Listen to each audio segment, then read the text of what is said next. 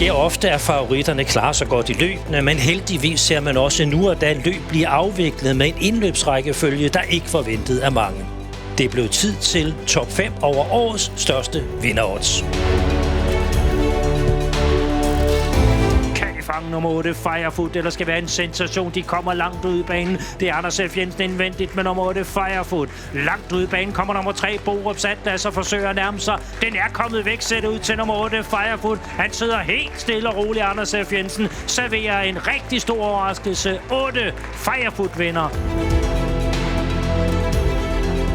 Det er Jarl Lund, der fører. Det er Henri Klok nærmest. Det er Imagine Light, der gør os klar til open stretch nu, og Morten Friis, han gør klar til en slutspeed.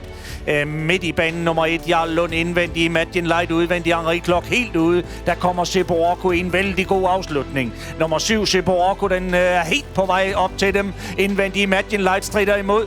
7, Seppo Orko indvendig, Imagine Light. Det bliver Seppo Orko, tror jeg, med Theo Damsgaard, der vinder.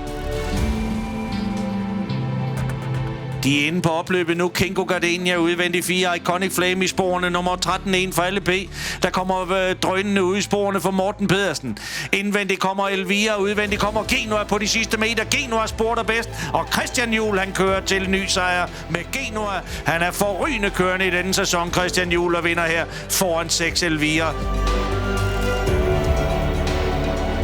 Foran er det 7 Otis Dragon, det er 3 kongfu.com. Så forsøger nummer 10 Hillbilly sidste øjebliks angreb i tredje spor, og den kommer med en god afslutning ud i banen. Skal være en helt sensation fra start for nummer 10 Hillbilly, der kommer langt ud i banen. Indvendig 7 Otis Dragon mellem heste nummer 3 kongfu.com. Her kommer nummer 10 Hillbilly, og 10 Hillbilly for unge. Noah Aarup Hylborg vinder, og den står altså afkrydset på, jeg hold fast, 0,12%, så vi starter ved 5 med en sensation.